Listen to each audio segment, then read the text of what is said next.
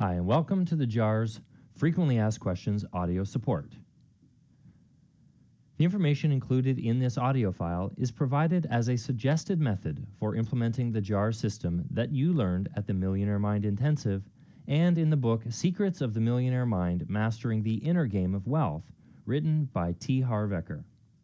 Please remember that we are not qualified to provide professional investment or financial advice, and this information is provided as a guide only. In our experience, this system has shown to be an effective means of creating positive money management habits. However, it may not be suitable for everyone. Should you have any specific questions about your situation, please consult a qualified tax or investment advisor. Let's begin with some general questions. The first and most common question asked about the JARS program is, what are the JAR names and percentages? So let's go through that quickly. The first JAR is the FFA, or Financial Freedom Account, and that's set at 10%. The next JAR is the LTSS, or Long-Term Savings and Spending JAR. That's also set at 10%. Third on the list is your Education JAR at 10%. Fourth is the Play JAR at 10%. Fifth is the Give JAR, and that's set at 5 or 10%.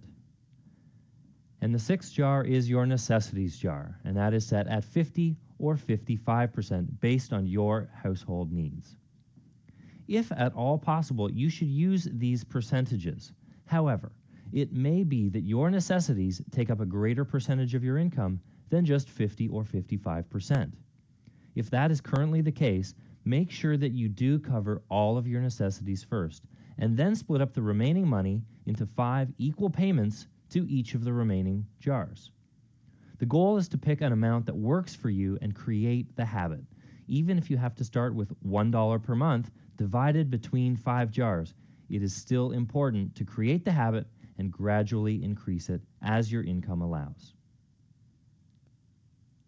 Another question we get asked a lot is, do we calculate the percentages based on gross income or based on net income? And the answer to this one is very simple. Calculate all of your percentages based on your net income after taxes are taken off. Another question that we get is from people who have a large income, and they ask, do I have to split the whole thing up? And the answer, of course, is yes. Having a large income just means that you'll have a large play account, a large financial freedom account, etc., etc. Hopefully, you'll be able to put even more in your financial freedom account and be able to reach financial freedom that much sooner. The next question, how do you manage your money if you're living off of your savings? Well, if you have a substantial savings, you would still use the JARs, and congratulations for having it. Also, be sure to look for a passive income source. If you have a small savings from which to live, of course, use smaller amounts, but still use the JARs. It's still the habit that you need to have. You know, passive income can be added to regular income and split into JARs, or just put your passive income into your financial freedom account. A passive income business can become primary income and then be split up into your JARs. So what if you're retired or retiring soon? If you have a retirement income, you should use the JARs in the exact same way as you normally would. Cover all of your necessities and then split the remaining amount between the other JARs. If you are not yet retired, the JARs will help prepare you for your retirement. So be sure to follow the system. Your financial freedom account is the golden goose that will provide you with golden eggs to live on in your retirement. Now, a lot of people have credit card or other consumer debt, and they ask, what do I do with those? You have to pay off your credit card debt, but don't take that money from your financial freedom account. Divide up your income according to the percentages outlined previously. If you find your debt is high, possibly use one of your LTSS, or long-term savings and spendings, as a savings towards paying off your debt. You may have to postpone something special, something you'd like to purchase, until your debt is down or gone in order to make that happen. Once the debt is gone, then you can use your long-term savings and spending for your desire. If your necessities are high, you still want to take a specific dollar amount and split it among your jars. It is most important to create the habit. Now, one option for eliminating debt is to pay the smallest debt off first. Make sure that you pay the minimums on all of your other debts, though. Once your smallest debt is paid off, you can then take that amount and add it to the second debt that you've already been paying your minimum on, because you are in the habit of making that payment. It's already been assigned. Then you can double up the payment on your second lowest debt load. And keep doing that until all of your debts are paid off. When the second one is paid off, add that total amount that you were paying to the minimum payment on your next lowest debt. Also, you can call your credit card companies and ask them if they will lower your minimum while you're in the process of paying off your debts. And you can also ask them if they will lower the interest percentage on your credit card. Now, a lot of people ask, do you have to follow the JARS system exactly? And, there's no right or wrong way to use the system. The most important thing is that you use it.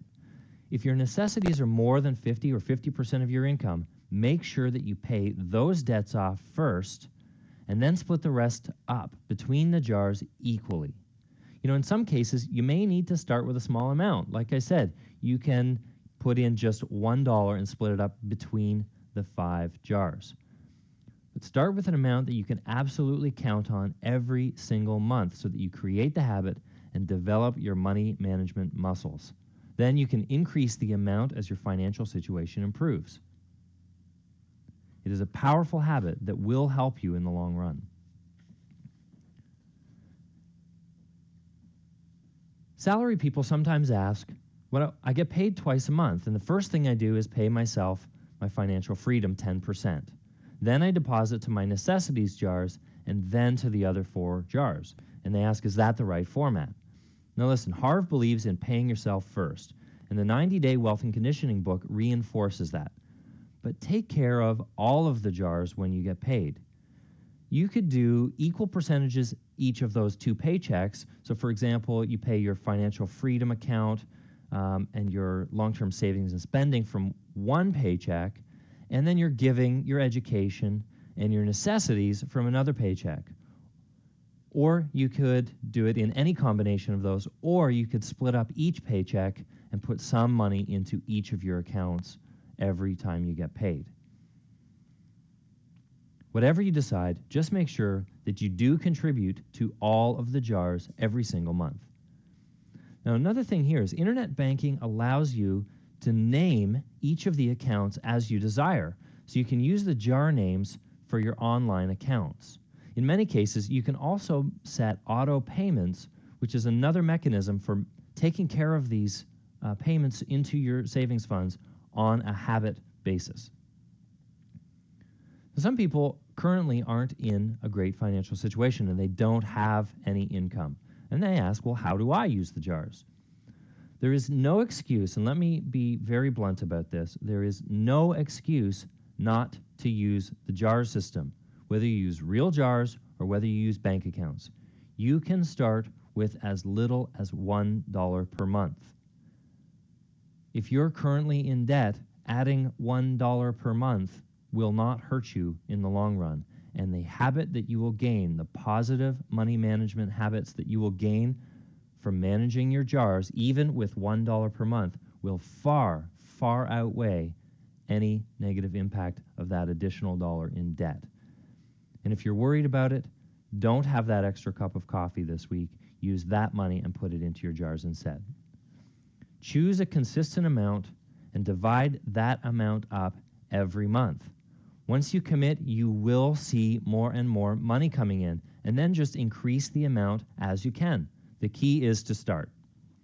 Remember, the jars are a very visual way to save and to manage your money. If you prefer, you can set up those bank accounts I was talking about, and you can pay your bills out of those accounts.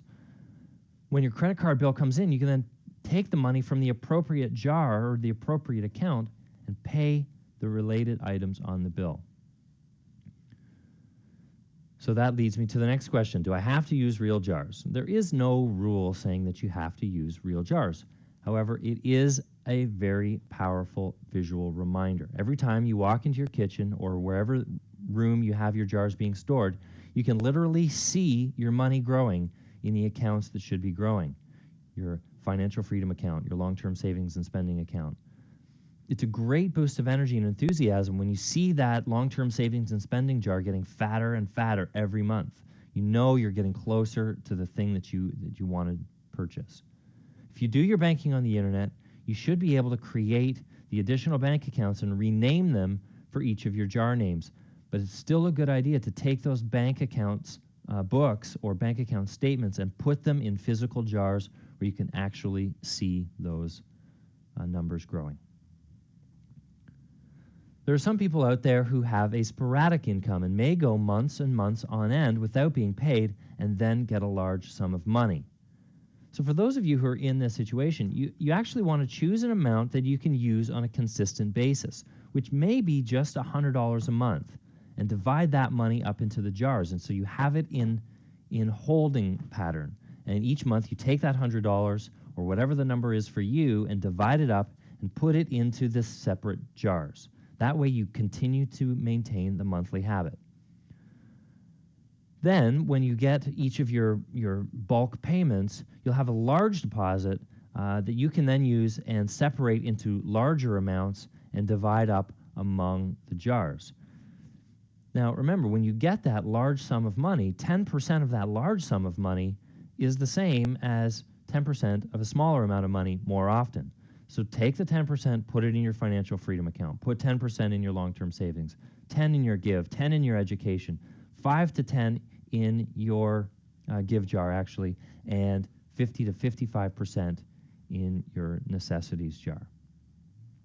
The key is to make sure that all of your necessities are covered during the dry periods so that you're not tempted to take money out of your other jars if you happen to come across some need during one of the dry periods.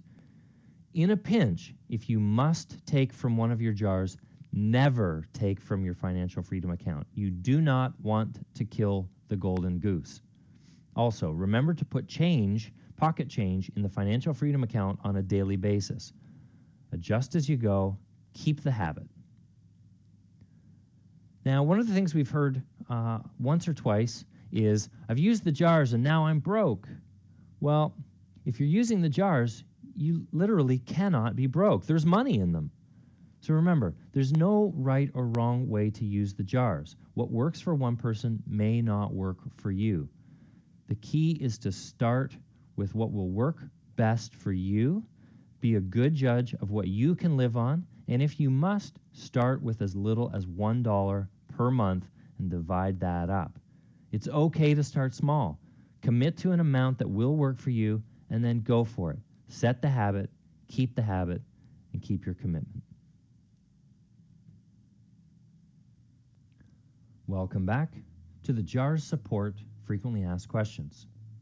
The information provided in this audio file is provided as a suggested method for implementing the JARS money management system that you learned at the Millionaire Mind Intensive and in the book Secrets of the Millionaire Mind, Mastering the Inner Game of Wealth by Harv Eker. We are not qualified to provide professional investment or financial advice, and this information is provided as a guide only. In our experience, this system has shown to be an effective means of creating positive money management habits.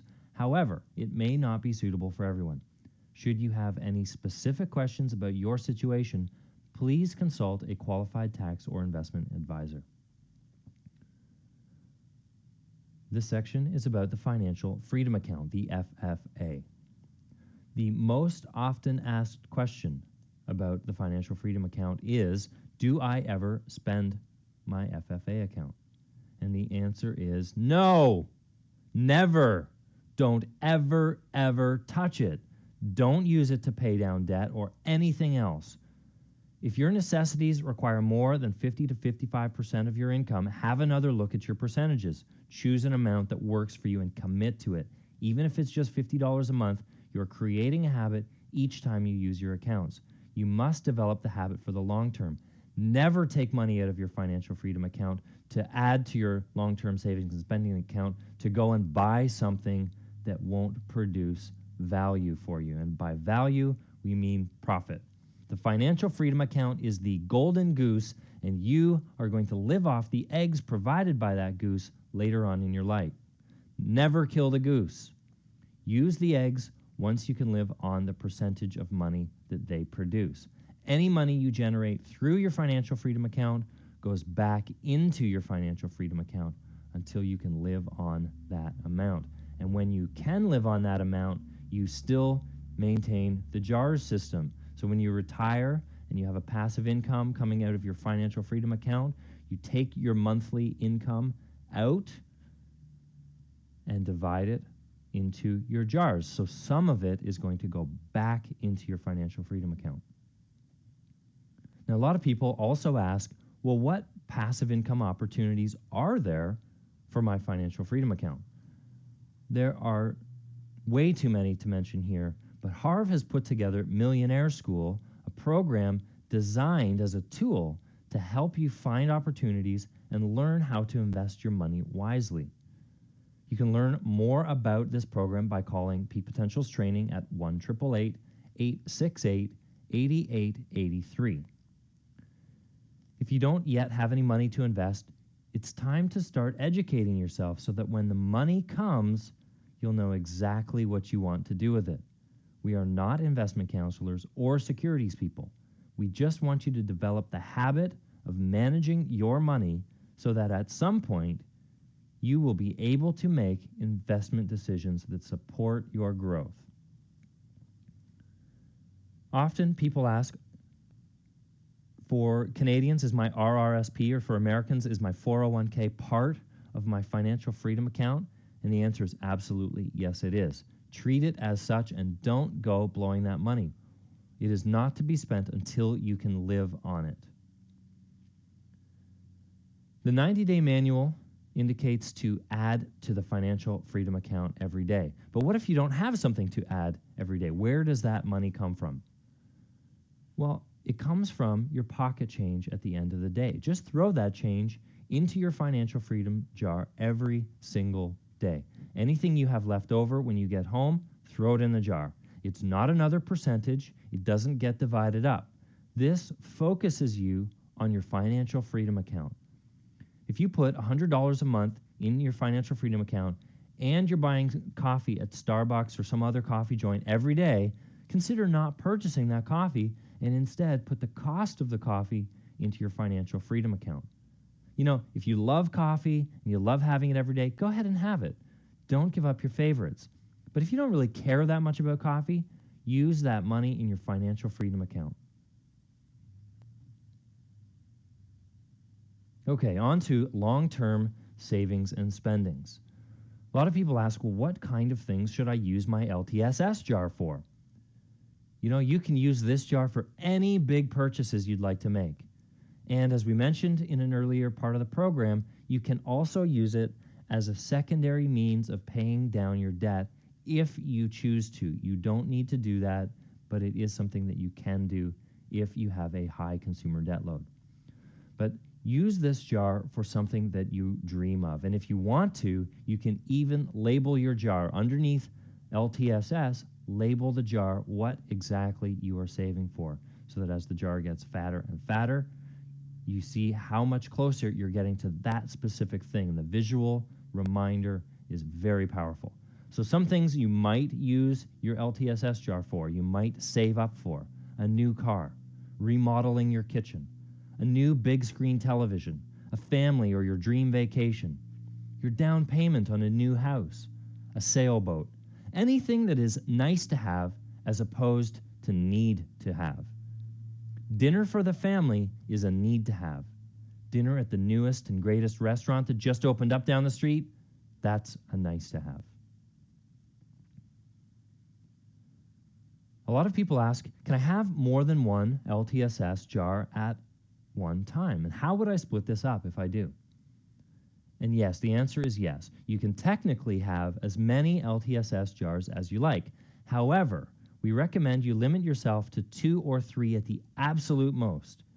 If you're going to have more than one LTSS jar, you would take the total amount that you would normally have assigned for savings and spending, the 10% or whatever other value you've assigned for long-term savings and spending, and divide that equally between the number of jars that you have.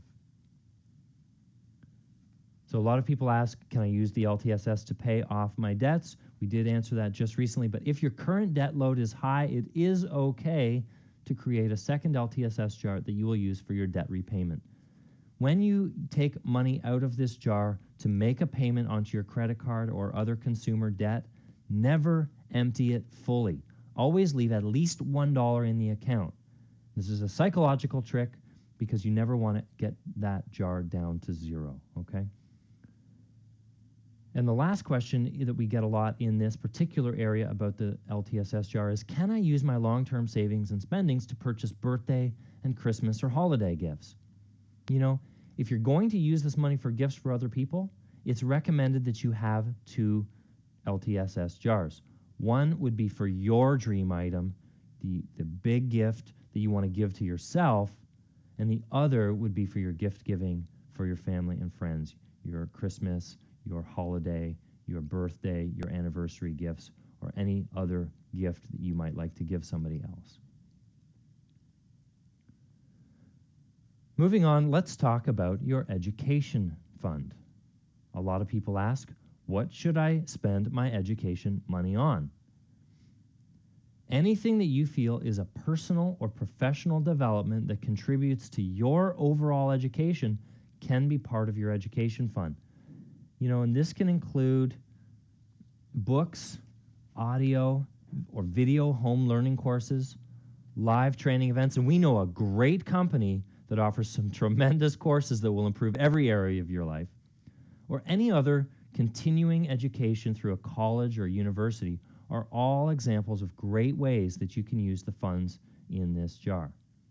You know, for a complete listing of our programs and products that can support your growth and things that you might like to spend your education fund on, please visit us online at www.peakpotentials.com. The next question that we get asked about the education fund, and really there are only 2, the previous one and this one, can I use my education jar for my children's education? The answer is absolutely not.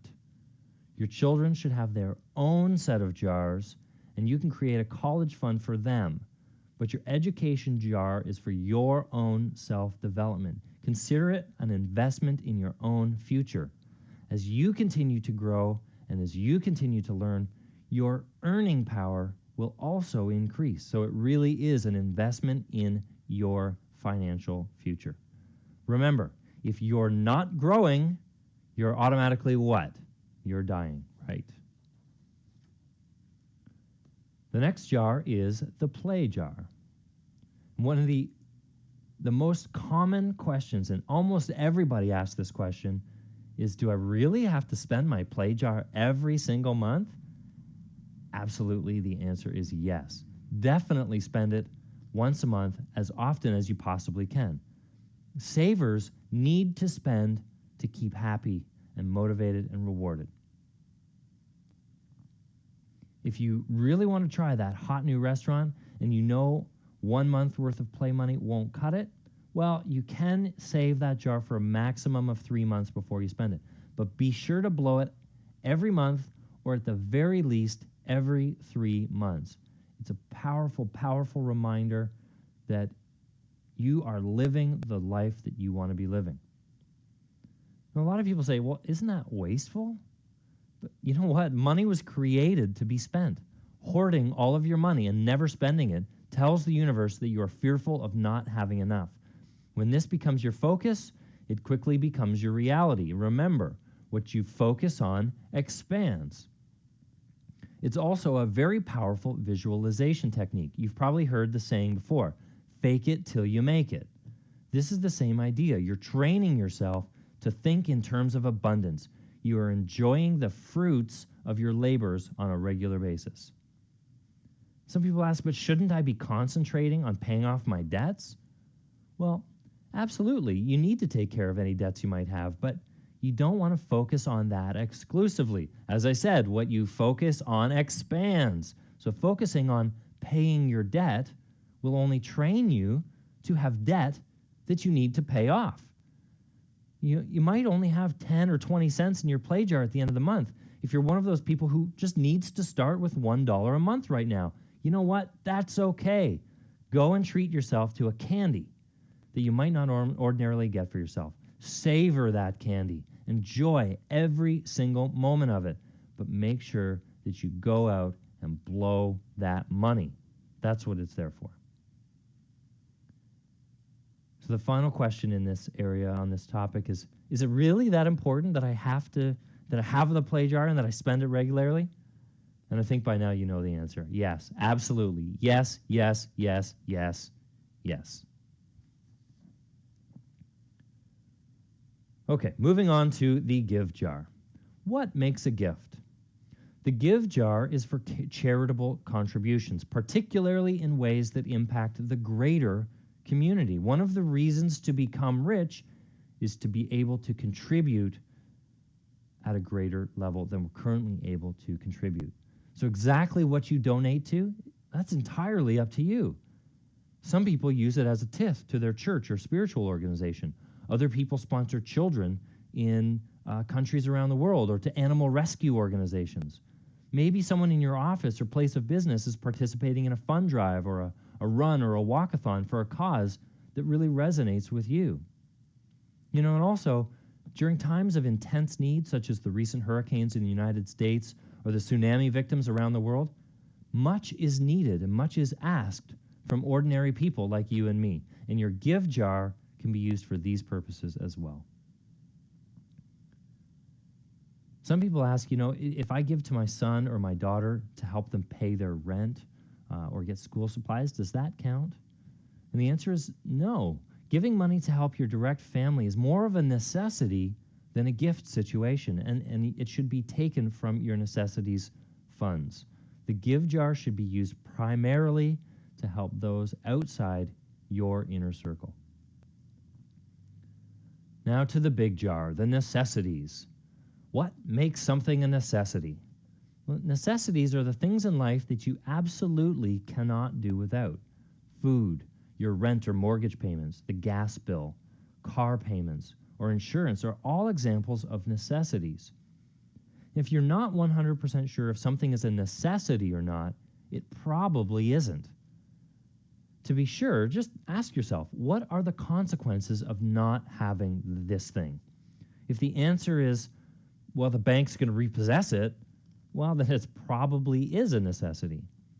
But if your answer is more like, well, the neighbors all have one, or, but I really, really want it, well, it probably isn't a necessity. A roof over your head is a necessity. A heated indoor swimming pool is not. In the end, what is necessity and what isn't is really up to you to decide. But you need to look at these items with an open mind and really decide what is a necessity, what isn't. Not saying not to have the things that aren't necessities, just pay for them out of a different jar. Make sure that your necessities are covering your necessities only. Keep that percentage to 50 or 55%, or in some cases, people can get it down to 30, 35%. That's an incredible simplification process. It takes some time, but as you start to track your spending, you'll be able to see places where you can make some changes. You can lower your necessities spending.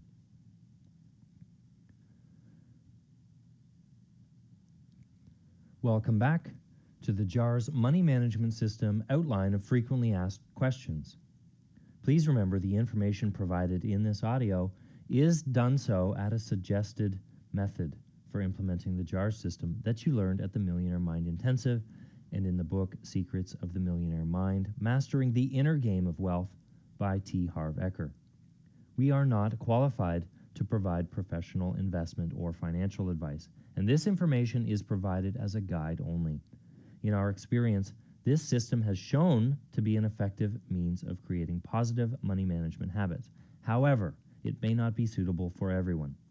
Should you have any specific questions about your situation, please consult a qualified tax or investment advisor.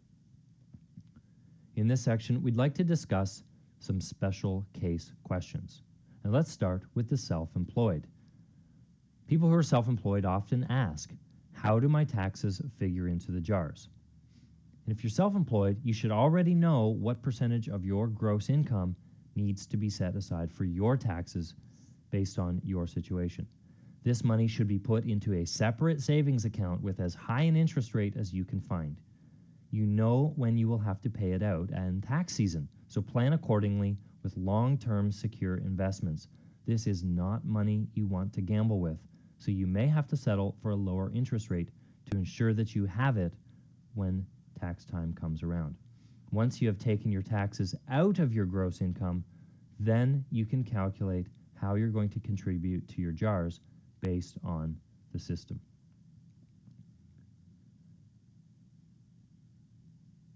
Self-employed people also ask, do I use the jars for my personal income or for my business income? And the answer is yes. Actually, there are no specific guidelines for this, but you certainly could. One suggestion is to set up your education fund within your business, which then becomes a tax benefit. There is also a possibility that you can invest your financial freedom account through your business, which can also be a personal tax benefit. You can also have a necessity account in your business, and you should, and this is for operational needs. Not everything can be done through the business, but some can. So check with your personal business accountant to see what benefits specifically apply to your situation. Another question we get from self-employed people a lot is, what if I'm not taking a salary from my business yet? Start taking a salary. It's very important that you get into the habit of paying yourself through your business on a regular basis. Otherwise, you'll set the habit of working for nothing, and that is a bad habit to have. Even if you only take $50 per month as a start, it's definitely important to pay yourself. Then use that $50 and split it up evenly between your 5 jars, assuming your necessities are already being covered somehow. Another unique situation that often comes up is in couples and families. And there are a number of special case situations that we want to address here. So some of the questions that come up are, how do I manage it when A, there is one earner and one homemaker, and B, we both earn income, but one salary is much higher than the other? Again, there is no right or wrong way to handle this because every situation is different. But here are some examples that you can consider. In the end, though, ultimately, it needs to work for both of you, and you need to be in absolute agreement. Otherwise, one or the other partner might start to feel some resentment, and that is definitely not the intended result. In most cases, you're going to want to have a set of jars for each individual as well as a set of jars for the couple or the household. Option 1 is used only if there are 2 money earners. And in this option, each person contributes the same amount of money to the jars, regardless of whether or not one person earns more than the other. So let's say you have a combined income of $5,000 a month. One person makes $2,000 a month, the other person makes $3,000 a month. Each person might contribute, say, $500 into the joint jars and use the rest for their individual jars. How you cover your personal necessities depends on your unique situation. You might use your personal necessities money to pay your mortgage or your rent, your car and your insurance payments, etc. You may also choose to contribute a specific percentage of your earnings to the joint accounts so that each person is contributing in the same proportion based on their earnings. This is especially useful when the difference between the 2 incomes is high. In this way, each people are contributing in the same proportion to the joint account, to the group use money, and proportionately they both feel like they're contributing at an equal rate, even though the dollar amounts might be different. Option 2 would be used in households where there is only one money earner, or when there are 2 money earners who choose to put all of their money into a single account and pool all of that into one lump sum every month. In this example, each person would receive the $500 or another agreed upon amount to divide into their own personal jars, while the balance would remain in the joint jars, in the family jars, and they would pay for all the household expenses, with the balance being divided equally between the household financial freedom account, LTSS, education, give, and play jars. In this example, it would not be advisable to contribute to each individual jar based on a percentage as suggested in option 1. If you're going to put all of your money together, or if there is only one earner in the family, each person should have exactly the same equal amount to use for their personal jars in whatever manner they choose. And before I go on, I just want to mention, if you have a set of jars for yourself, your spouse or partner has a set of jars for themselves, and you have the family or the couple jars that you share. What your partner does with their personal jars is absolutely none of your business. If they take their play jar and go and blow it on something that you don't really think they should go and blow it on, that's not up to you to decide. If they're saving for a new TV and you really don't think that we need a new TV, that's not up to you to decide. The reverse, of course, is also true. You get to save for what you want to save for. You get to use your financial freedom account to invest in the things that you want to invest in. It's your money, and that should not be influenced by your partner. You get to do whatever you want with your accounts, and they do. The couple or the group or the family account, that's another matter. You need to have discussions around where the financial freedom money is going to go, what family or household things you're saving towards in the LTSS jar, how you as a group or a couple or a family want to spend your play jar, what kind of donation or gift you want to be giving, what kind of education you're going to be bringing in for the entire family, for the couple, or for the relationship. Now, families, people with children ask, do I need to have separate jars for my children? And definitely the answer is yes. Kids can and should have every jar except the necessities jar. Parents, you can take care of those. The education jar, well, that would certainly help with college tuitions later on in their life. You know, you can use one of your LTSS jars for your kids' college fund as well to help supplement that, but they should be contributing, and it's great to get them started with that. With kids, any money they get should be divided into their jars. They are creating the lifelong habit when they're small, and it's important to help them set their blueprint as early as possible so that they have an advantage when they are adults. This is blueprint setting stuff, and I cannot be more emphatic about it. Start the habit early. Get them used to managing their money from an early age. Get them used to having a play jar that they can just go out and spend on whatever they want. Have them get used to having a long-term savings jar so that they can go and acquire the toys or the things that they want to purchase for themselves. Get them used to giving back some of their money and contributing to the world in general. The habits that they will develop as youngsters, as children, and as they grow up and become adults will serve them later on in life. Absolutely, your children should have jars. As kids get older, they may need to begin to have a necessities jar. For example, when they turn driving age and get their license and have a car, they're going to need to pay for car insurance. They may need to pay for car payments every month. Those are the kind of things that will come out of their necessities jar. And again, that will set them up for when they eventually move out of the house and need to pay rent and eventually pay off their mortgage. They will have the habit of having their necessities jar ready to go. Parents often ask, how much should I allocate for my kids? One thing to consider is to take any money that you would normally spend on them for clothes, toys, special gifts, or bonuses and put that money into their jars. You can also use whatever money you would normally put aside for their education, and on a monthly basis, put that money into their education jar. They'll get to see it growing. They'll see you contributing to their future. They'll actually be able to see and monitor that progress. There is no set answer for this. It really depends on your unique situation. Of course, families with more children need to manage their money in a much different way than families with only one or two children. Families with high income and low debt obviously are going to have a different situation than families with high debt and low income.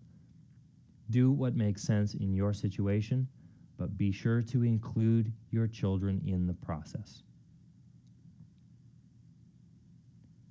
Parents also ask, which jar do I pay allowance from?